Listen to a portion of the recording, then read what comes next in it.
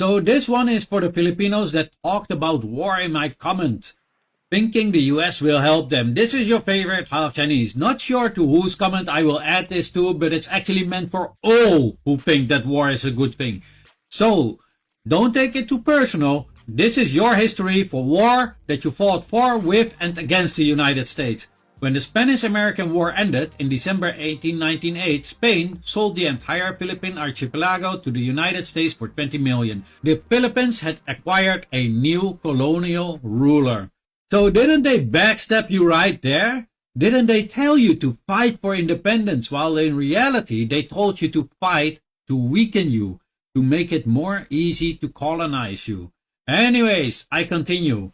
War soon erupted between the nationalists and the American troops stationed in the island. The outgunned Filipinos, just like now, adopted guerrilla tactics, which they cannot apply because no Chinese army will come to you. The U.S. Army responded by rounding peasants into reconcentration camps and declaring entire areas battle zones in which no distinctions were made between combatants and civilians. The war was brutal. U.S. forces at times burned villages, implemented civilian reconcentration policies, and employed torture on suspected guerrillas. At least 4,200 American and 16,000 Filipino soldiers' lives are thought to have been lost in the fighting. Historians have debated the scale of civilian deaths, with estimates ranging from 200,000 to almost 1 million. So in total, that's almost 1/6 of your population, and you want to fight for them? World War II. An article from NBC News. Filipinos who fought in the US in World War II never saw benefits. A new bill seeks to change that. Do you know how far that is from back then? So they promised your people something and didn't deliver after. And now they have a new bill to try to change it, or they want to. I'm not sure if it's still implemented. But you know what? The majority of the people that fought in those wars have already deceased, because that's how old they became, right? And you want to trust the USA again and fight another war for them, sacrificing your own people. Anyway, let's continue with World War II. Within minutes of the surprise attack on Pearl Harbor on December 7, 1941, Japanese airplanes bombed Manila and nearby American military bases. The American forces in the island, commanded by General Douglas MacArthur, were unprepared for the invasion that followed. After escaping to Australia, MacArthur told the reporters, "I have come through and I shall return." So the moment they got under fire, they left your ancestor there with nothing, just to be colonized by the Japanese. And we all know how horrible that was for the Filipinos. See, even when you was their physical colony, they didn't want to fight for you. Now, to their credit, they said they were unprepared. I bet my life on it, if it was on United States soil and they were unprepared, they would fight until the last man. So it's literally a BS of an excuse. Save it. Now after that, they neo-colonize you until this very day by putting you in a debt with the World Bank, who changed the economic policies for you. See, you cannot decide your economic policies. It's them who decide for you. And that is why, until this very day, you are still impoverished. And you think the United States will fight for you? You think their soldiers will bravely stay and look at the long-range missiles getting closer to the Philippines? Oh my God, you must be dreaming. The moment the shit hits the fan, they will be gone. And you want to know the truth. Why? Because mission accomplished. All the United States wants is that China gets into a war, so they can get their sanction packet and target China that way for their own benefit, not for your benefit, which isn't going to do any damage because China already knows it. They've seen it with Russia and they are prepared. Meanwhile, you sitting at home don't know what to do, because what will you be fighting? The long-range missiles from China? China isn't going to send its army. What it's going to do is going to use the largest navy in the world to cut you off from the rest of the world from a huge distance, and use long-range missiles that you cannot stop.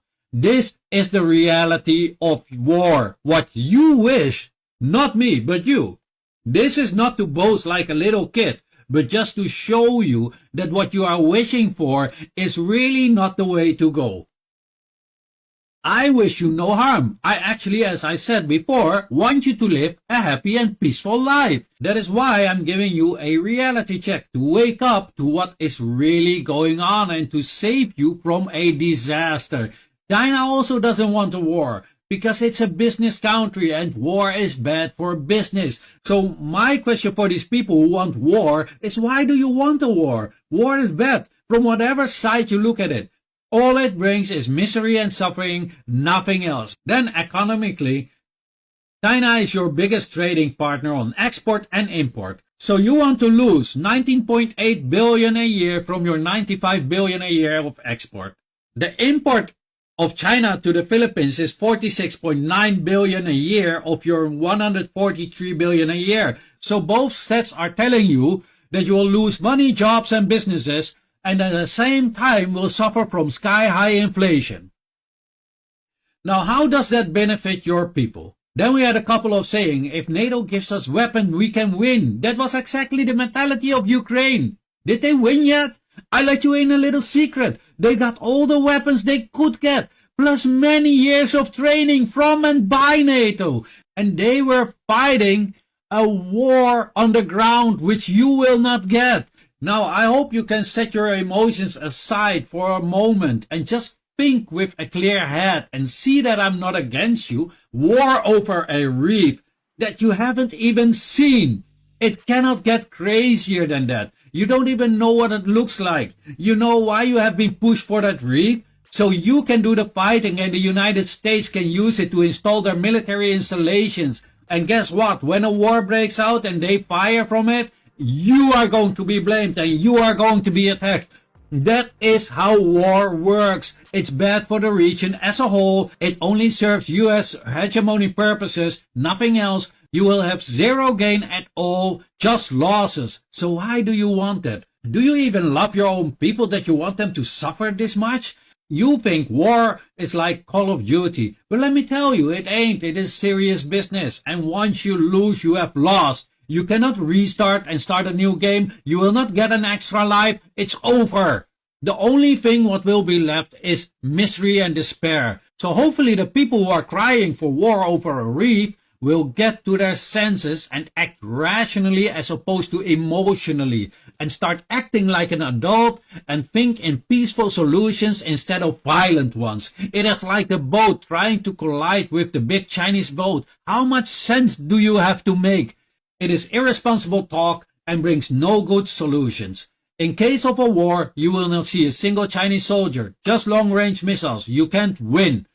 And lastly, I want to remind you, some of America's old friends, Saddam Hussein, leader of Iraq, unalived by his friend the United States. Iraq totally destroyed, 1 million people died, and still counting. Colonel Gaddafi of Libya, unalived by his friend the United States. Libya, totally destroyed. They couldn't count the death toll, but some estimates between 15 and 25,000, and still counting because of the consequences. President Putin, pulled into a war and now accused of war crimes by the ICC on behest of his old friends, United States of America and NATO states. President Zelensky of Ukraine, currently at war, near 500,000 deaths. Ukraine totally destroyed and bankrupt on behest of their friend, the United States and NATO states. Marcos Sr., ex-president of the Philippines, all assets frozen by his friend, United States of America. Philippines, neo-colonized. And now Marcos Jr., Philippines, still neo-colonized.